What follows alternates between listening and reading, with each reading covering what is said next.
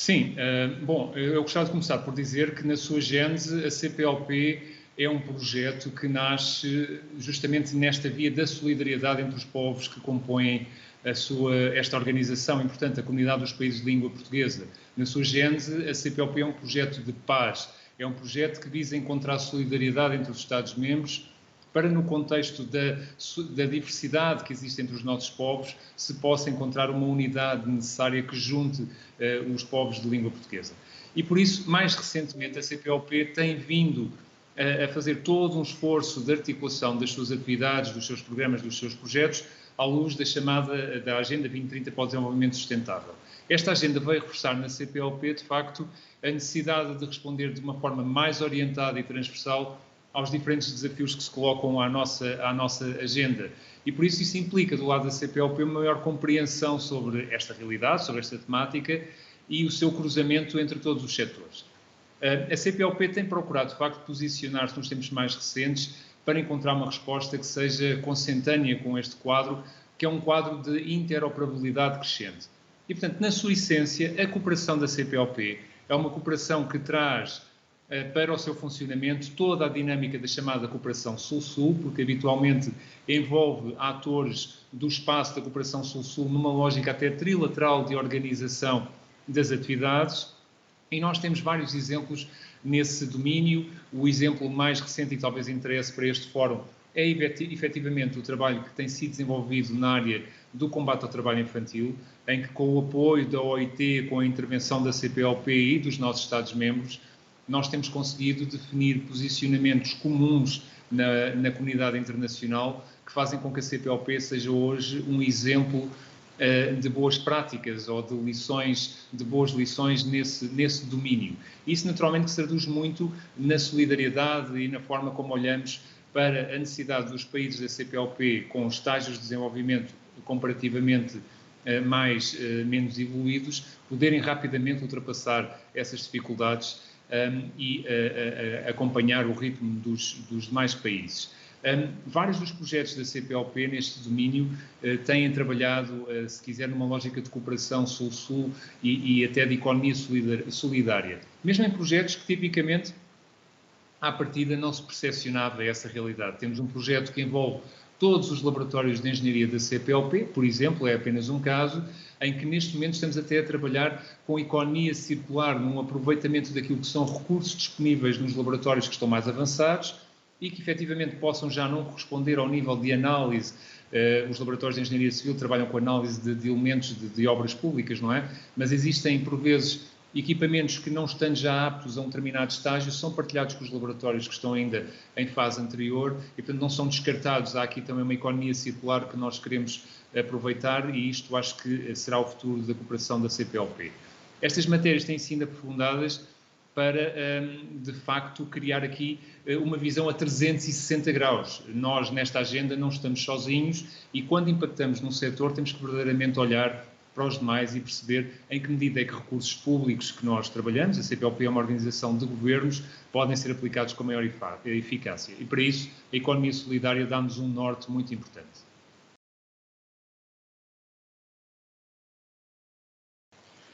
Bom, a cooperação na CPLP é uma cooperação que, enfim, não é, digamos, a principal razão de existência da comunidade. A comunidade é uma organização que faz concertação política e diplomática, acima de tudo, procurando que no espaço internacional os posicionamentos da CPLP sejam articulados, mas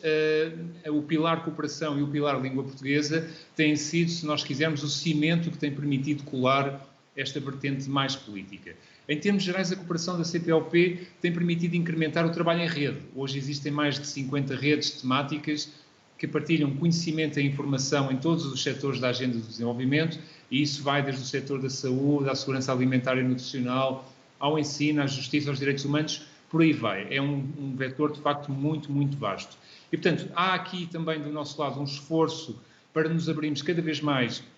e alargarmos a nossa intervenção à sociedade civil, numa colaboração e parceria crescente, e hoje existem mais de 80 entidades que beneficiam do Estatuto de Observador Consultivo da CPLP. Esta é importante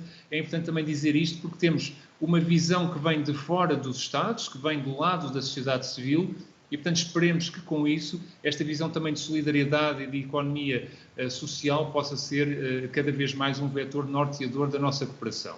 Mas a CPLP hoje, no que diz respeito à cooperação, tem uma estrutura muito organizada, com uma visão estratégica geral, global, se quisermos, mas também por setores,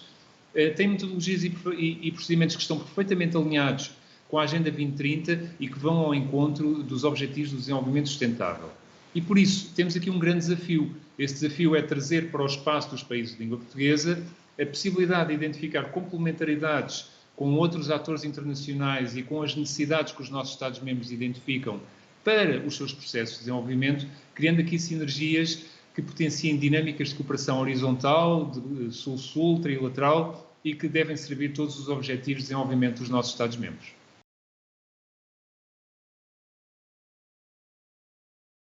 Eu acho que a CPLP tem, efetivamente, neste momento, alguns exemplos de sucesso que são partilhados, inclusivamente, em alguns fóruns internacionais e a CPLP é apontada nesses setores como um exemplo de boas práticas. Já falámos do caso do trabalho infantil. A CPLP, de facto, na área do trabalho infantil, tem feito desde 2006 todo um trabalho consistente e, ano após ano, a Organização Internacional do Trabalho tem apontado a comunidade dos países de língua portuguesa como um bom exemplo. Todos os Estados-membros da CPLP não só aprovaram, como ratificaram as principais convenções da OIT de combate ao trabalho infantil, como a partir daí criaram uma visão multilateral. Está em curso um programa de apoio à erradicação do trabalho infantil no espaço da CPLP, com objetivos que estão claramente alinhados com a Aliança Global para a Erradicação do Trabalho Infantil. A CPLP está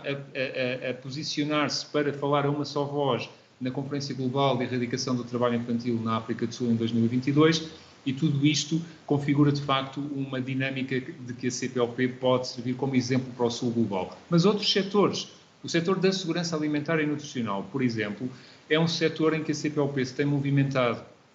de forma particularmente atenta nos últimos anos, também já citada pelo Comitê dos Direitos Humanos das Nações Unidas como uma boa prática, e agora no quadro recente da Cimeira Mundial para os Sistemas Agrícolas, que teve lugar junto à Assembleia Geral das Nações Unidas, a CPLP propôs à comunidade internacional a criação de um grupo de interesse, se nós quisermos, para a criação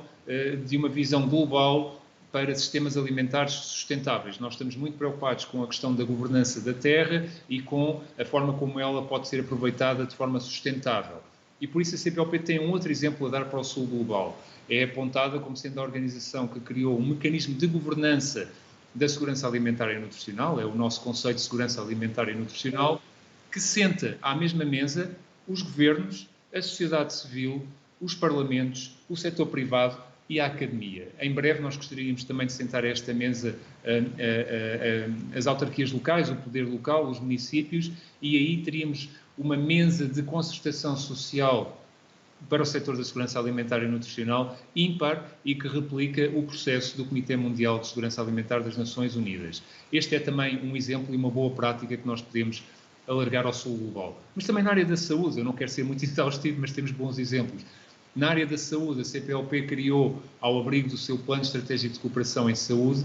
um conjunto de chamadas redes estruturantes em saúde, de que o exemplo que eu queria dar é a rede dos Institutos Nacionais de Saúde Pública da CPLP, que tem servido também como um exemplo de boas práticas, e a Organização Internacional dos Institutos Nacionais de Saúde aponta a CPLP também como esse exemplo, e aí já temos trabalhado com o Sul Global. Temos partilhado muita experiência dos Estados-membros da CPLP com a comunidade ibero-americana. Portanto, há vários aspectos onde a CPLP pode, de facto, servir como exemplo, também na área da promoção dos direitos humanos, que tem sido trabalhada, como disse há pouco, no Comitê Mundial dos Direitos Humanos,